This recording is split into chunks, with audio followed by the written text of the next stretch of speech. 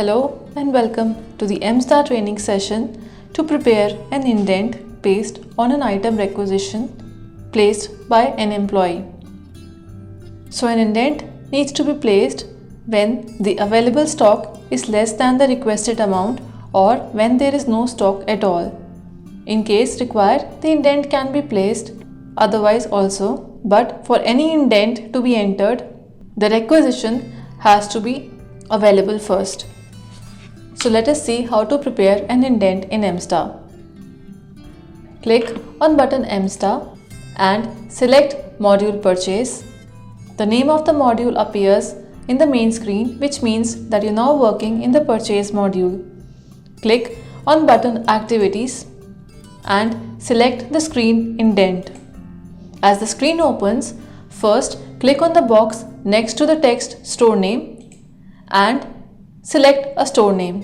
In case multiple store names are defined for your school, then all the store names will appear in this box. So select the relevant store name and the name of the store in charge as defined at the time of store definition, and the cost center linked to the store will appear in the respective fields. After this, click on the option Consumables or Non-Consumables based on whether the indent is to be prepared for consumable items or non-consumable items. So let us prepare an indent for a consumable item. For that, click on the circle next to the text Consumables. After selecting the option Consumables, click on the button next to the requisition number and a window Requisition Reference opens.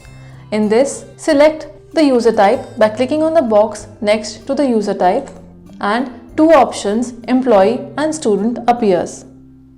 If the employee is selected as user type, the other drop-down fields in the window displays the text Department and select Employee.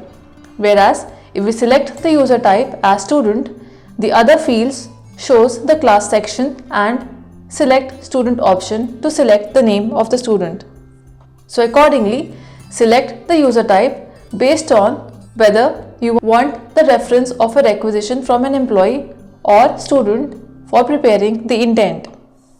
So selecting the user type as employee and then click on the box next to the department and select the department of the employee who has sent the requisition for indent. You can also select all as a value in the department, which will list out all the employees of all the departments from where the requisitions are received. Then in the next box, select Employee, click and select the name of the employee. In case multiple requisitions are available from different employees, names of all employees will appear. Select the name of the employee and click on the button Select. As you click on the button, the requisitions from the selected employee will appear in the grid. The grid is showing us the requisition number, the requisition date, that is the date on which the requisition was placed, and the name of the employee who had placed the requisition. These are approved requisitions only. To select a requisition, click on the row of the requisition. So the selected requisition details display on the main screen. Now let us see the details that gets displayed in the screen for the requisition. It displays the serial number, the item code, and the item description as per the requisition selected.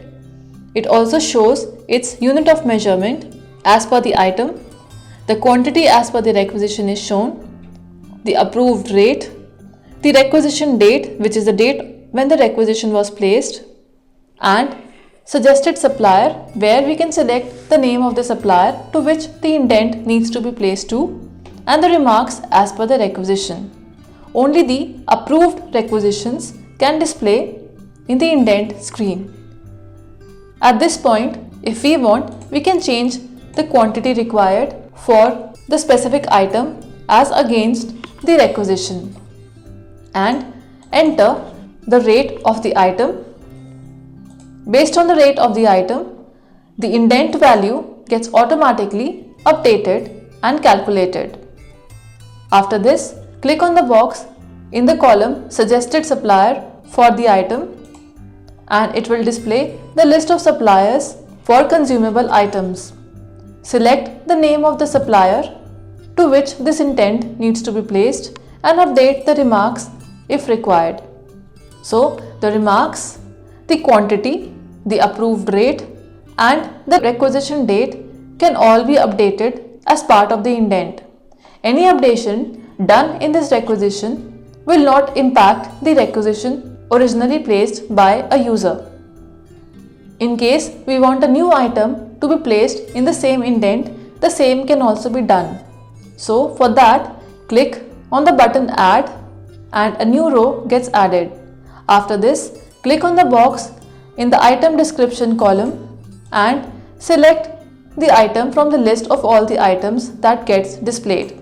As you select the item code and the respective UOM gets displayed. Enter the quantity required for the new item, enter the rate, enter the requisition date. As you may have noticed, after entering the rate and the quantity of the new item, the total indent value again gets updated. Now select the supplier again for the new item and enter any remarks. You can enter maximum 100 characters in the remarks field for each item, and both numbers and text can be entered. Special characters like comma, dot, slash and dash are allowed. At this point, you can also update the indent date if required. By default, it is showing us the current date. The indent date has to be entered as a previous date and cannot be entered as a future date. In case any indent related remarks needs to be entered, the same can be entered in the field remarks. In this field also, 100 characters are allowed and both text and numbers can be entered. Special values like comma, dot, slash and dash can be entered. After entering all these details of the indent, now save the indent. For that, click on the Save button and the data saving confirmation message is received. Click OK on the confirmation message. And as you save, you would see that the indent number is assigned automatically. Now let us again see the indent that we just prepared. Select the store name and click on the View button. It will show the list of all the indents prepared. So the indent number 2 that we just prepared is also showing in the list. Click on the indent row and it will show us the indent that we just saved. Click on the Clear button to clear the screen. Now let us see how to view the prepared indents like we just saw. So for that, we need to select the store name and click on the View button. The list of all the indents that have been prepared appears in the window that opens after we click on the View button. It lists out all the indents that have been prepared. Click on the row of the indent which you want to view and the details of the indent will get displayed on the main screen. So if we view an indent which is unapproved, it shows the indent as is. Whereas if an indent has already been approved and then we select the same from the screen, then it will show that the indent has been approved. Let us see how. Click on the View button and select another indent which has already been approved earlier. So the message comes that the indent is already approved and therefore indent cannot be modified. Click OK. And this indent you can only view, but modifications cannot be done in this indent. Following these steps, you can view all the indents prepared from this screen. Click on the Clear button to clear the screen. Now let us see how to update, add or remove the items from an indent which is yet to be approved. An approved indent cannot be modified. So let us see the steps to modify an unapproved indent. Select the store name and click on button View to retrieve an indent. The list of indents prepared appear in the window. Click on the indent and the details of the indent appear in the main screen. Update the items in the indent as required.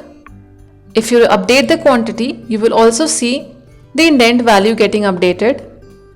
You can add a new item if required by clicking on the add button and populating the new row that gets added. After updating the details as required, in case we want to remove an item from an existing indent, select the row in the indent and click on button remove. It asks for the confirmation for deletion of the row. Click on the yes and the row is marked for deletion. After this, click on button save and the data saving confirmation message is received. Now, if we again select the store and select the same indent, it will now show us the modified indent only. Repeat the steps for any other indent as required and click on the clear button to clear the screen, and repeat the steps to update other indents as required. As mentioned during the session, indents can be prepared only against the approved requisitions and unapproved requisitions will not appear in the screen. Only one indent can be raised against one requisition, and once a requisition is used for preparing the indent, that requisition will not appear for preparing another indent. Thank you for watching this video.